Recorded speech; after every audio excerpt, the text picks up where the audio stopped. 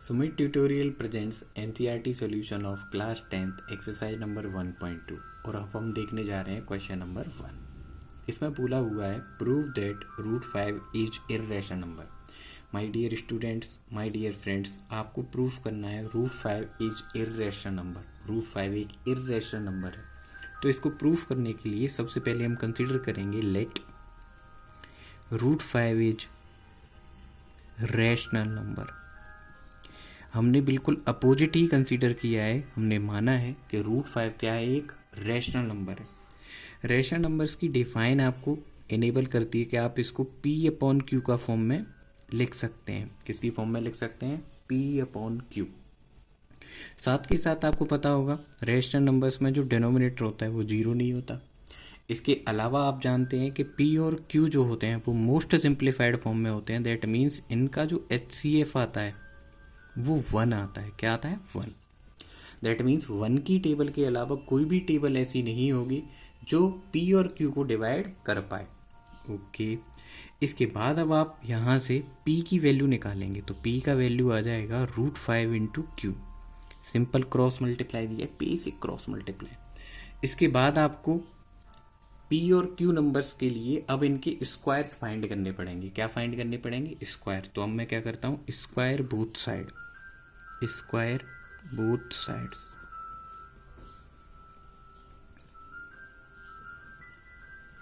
अब जहां से आगे जब मैं स्क्वायर करूंगा तो LHS का स्क्वायर हो जाएगा P स्क्वायर और रूट 5 इंटू Q इसका भी स्क्वायर होगा। अब जब मैं इनकी स्क्वायर सॉल्व करूंगा तो रूट 5 का स्क्वायर हो जाएगा 5 और Q का स्क्वायर हो जाएगा Q स्क्वायर। इसके बाद बचे हुए एक्सप्रेशन को सॉल्व करने के लिए मैं अपने इस P स्क्वायर नंबर को 5 से डिवाइड करूंगा। किससे डिवाइड करूंगा? 5 से डिवाइड करूंगा। तो देखिए कैसे करेंगे आप। अब आपको पता है 5 इंटू Q स्क्वायर हो रहा है, तो यहाँ से अगर मैं Q स्क्वायर का वैल्यू निकालूं, किसका वैल्यू निकालूं? Q स्क्वायर का, तो मैं लिख सकता हूँ यहाँ से जो वैल्यू आएगा वो आ जाएगा P square upon 5। My dear student, इसका मीनिंग क्या हुआ? इसका मीनिंग ये हुआ कि हमने P स्क्वायर को डिवाइड किया है 5 से। हमने P स्क्वायर को डिवाइड किया है 5 से और आंसर आया है Q square. That means P square 5 की टेबल से डिवाइड हो गया। और 5 अपने आप में क्या है? 5 एक प्राइम नंबर है। 5 क्या है? एक प्राइम नंबर। तो थ्योरम नंबर 1.3 अब इसमें वैलिड हो सकती है।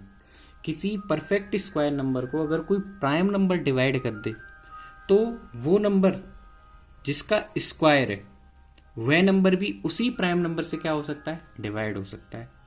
That means P square is divisible by 5। P square is divisible by 5। Then we can say that then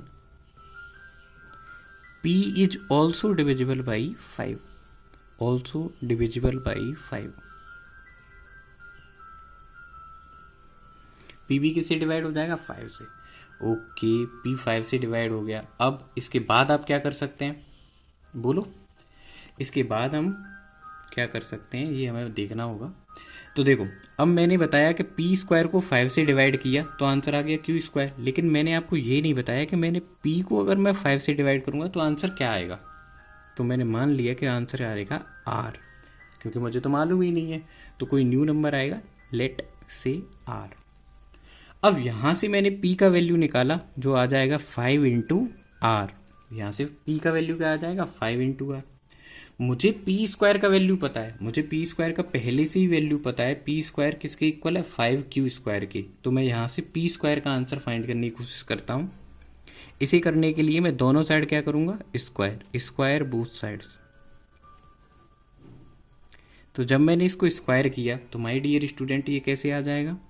P square is equal to 5R whole square. अब जब आप इसका होल स्क्वायर करेंगे तो आंसर आ जाएगा 25R स्क्वायर। बोलो। इसी में मेंशन करूंगा इक्वेशन नंबर 2 और मैं अब बोलूंगा कि देखो मैंने इक्वेशन नंबर 1 में भी P स्क्वायर का आंसर फाइंड किया था। P square is equal to 5Q square.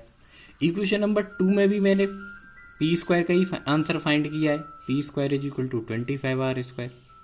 अब सिंस ये दोनों एक ही नंबर के स्क्वायर हैं, इसका मतलब इनका RHS पोर्शन आपस में क्या होगा, इक्वल होगा। इनका RHS पोर्शन एक दूसरे के क्या होगा, इक्वल। तो यहाँ से मैं राइट कर सकता हूँ from equation number 1 and 2 I can write it as 5q square is equal to 25r square. अब यहाँ से मैं एक रिलेशन फाइंड करना चाहता हूँ। मैं रिलेशन ये फाइंड करना चाहता हूँ कि क्या क्यू स्क्वायर भी इस 25 से डिवाइड हो सकता है, या 5 से डिवाइड हो सकता है, या किसी भी प्राइम नंबर से ये डिवाइड हो सकता है या नहीं। तो मैंने क्या किया, यहाँ से आर स्क्वायर का आंसर फाइंड करने की कोशिश करी, जो आ गया 5q स्क्वायर अपॉन 25। जैसे आगे सॉल्व किया तो आ गया q स्क्वायर अपॉन 5। अब इसका मैंने मीनिंग समझने की कोशिश करी कि q स्क्वायर को डिवाइड किया है 5 से, जिससे आंसर क्या आया है, आर स्क्वायर। इसका मतलब क्या हुआ, q square is divisible by prime number 5। q square is divisible by 5। अब मुझे मालूम चल गया कि q स्क्वायर 5 की टेबल से डिवाइड हो रहा है। तो थ्योरम नंबर 1.3 के अकॉर्डिंग मैं बोल सकता हूं कि q is also divisible by 5। q is also divisible by 5।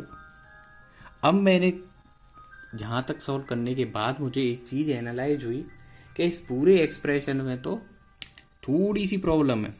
क्या, जो मैं हाईलाइट कर रहा हूँ, देखो अभी बोल रहे हैं कि q is divisible by 5। 1-2 minute पहले बोल रहे थे कि p is also divisible by 5। उससे भी 1-2 मिनट पहले बोल रहे थे कि p और q किसी से डिवाइड नहीं हो रहे, सिर्फ किससे डिवाइड हो रहे हैं, 1 से।